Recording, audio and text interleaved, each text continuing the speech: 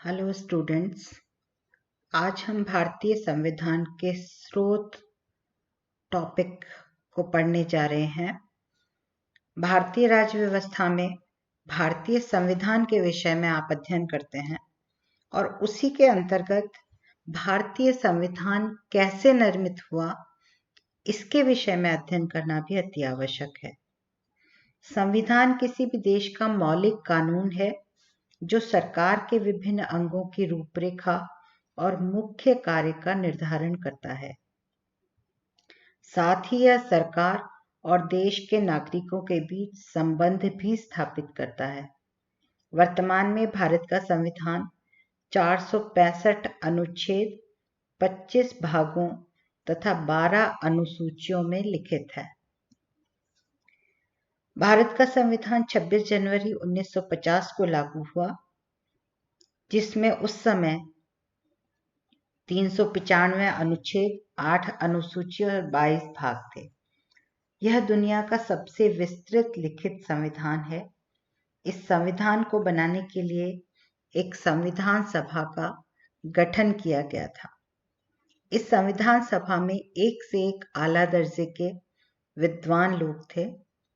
इसमें नेहरू के आदर्शवादिता का तो प्रसाद और पटेल की व्यवहारिकता का समावेश है।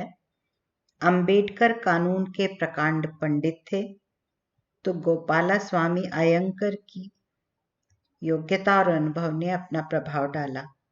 सभी विद्वानों ने मिलकर संपूर्ण विश्व का अध्ययन कर महत्वपूर्ण संविधानों के सर्वश्रेष्ठ गुणों को इसमें समाहित किया।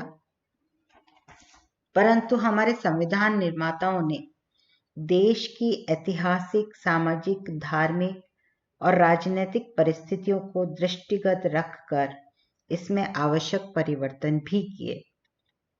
आज हम भारतीय संविधान के स्रोतों के विषय में बात करेंगे। स्रोत का अर्थ होता है कि कोई चीज कहाँ से निकली या कैसे उत्पन्न हुई।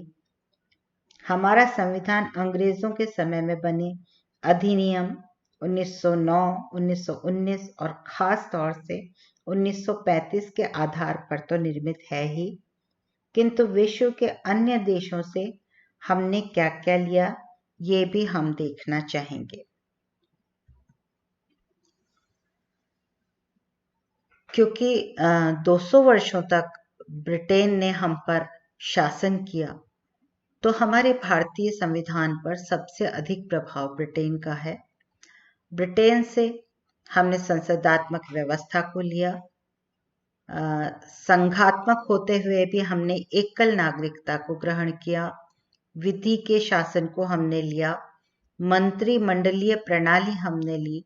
प्रधानमंत्री पद, नाममात्र की कार्यपालिका तथा निम्न सदन के प्रति मंत्री परिषद का सामूहिक उत्तरदायित्व, इन सब चीजों को हमने ब्रिटेन से प्रेरित होते हुए अपने संविधान में समावेशित किया है। अमेरिका विश्व का सबसे बड़ा संघात्मक देश है और उससे भी हमारे संविधान निर्माताओं ने बहुत सारी चीजों को लिया है, जिसमें लिखित संविधान, निर्वाचित राष्ट्रपति जो कि सैन्य बलों का सर्वोच्च कमांडर होता है, तथा निर्वाचित राष्ट्रपति पर जो महाभियोग चलाया जा सकता है वो हमने अमेरिका से ही लिया है। उपराष्ट्रपति, मौलिक अधिकार, सर्वोच्च न्यायालय, संघात्मक शासन प्रणाली, न्यायपालिका की स्वतंत्रता और न्यायिक पुनरावलोकन, प्रस्तावना की प्रेरणा और जजों को हटाने की जो प्रक्रिया है वो हमने अमेरिका से ग्रहण की है। आयरलैंड यद्यपि एक छोटा सा देश है, किंतु नीति निर्देशक तत्वों जैसी महत्वपूर्ण अवधारणा को हमने आयरलैंड से लिया है और आयरलैंड ने इसे स्पेन से लिया था।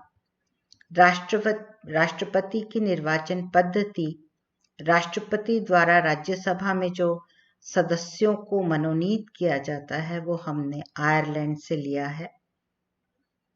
हमारी गणतंत्रात्मक व्यवस्था और प्रस्तावना में जो समता और बंधुता का आदर्श हमने लिया है वो हमने फ्रांस से प्राप्त किया है। कनाडा से हमने संघात्मक विशेषताएं, अवशिष्ट शक्तियां जो केंद्र के पास रहती हैं, उनका कॉन्सेप्ट, राज्य के राज्यपालों की नियुक्ति का तरीका और यूनियन शब्द कनाडा से हमने लिया है। सोवियत संघ जो कि अब बाद में यद्यपि टूट गया, लेकिन जिस समय सोवियत संघ था उस समय मौलिक कर्तव्य और पंचवर्षीय योजना हमने सोवियत संघ से प्राप्त की थी। समवर्ती सूची और प्रस्तावना की भाषा, दोनों सदनों की संयुक्त बैठक का कॉन्सेप्ट हमने ऑस्ट्रेलिया से लिया है। आप इसमें एक चीज ध्यान रखें कि प्रस्तावना का आइडिया हमने अमेरिका से लिया, लेकिन प्रस्तावना की जो भाषा है, हम भारत के लोग जिस तरीके से हमने बनाया वो हमने ऑस्ट्रेलिया से लिया है। जापान से हमने विधि द्वारा स्थापित प्रक्रिया, यानी हमारे जो कोर्ट्स के अंदर जिस तरीके का कानून है वो सब हमने जापान से लिए हैं। और आपातकाल के दौरान मौलिक अधिकारों का जो निलंबन होता है, जो आपातकाल के समय मौलिक अधिकार जो है हमारे, वो हमारे कम हो जाते हैं, हट जाते हैं, उसका आइडिया हमने जर्मनी से लिया है।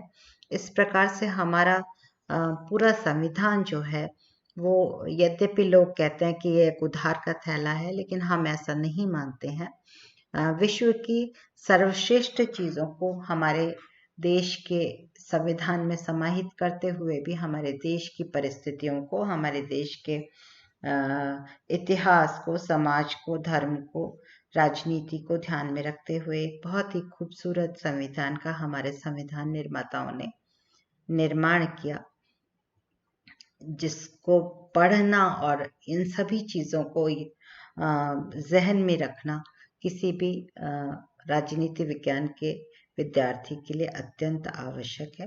धन्यवाद।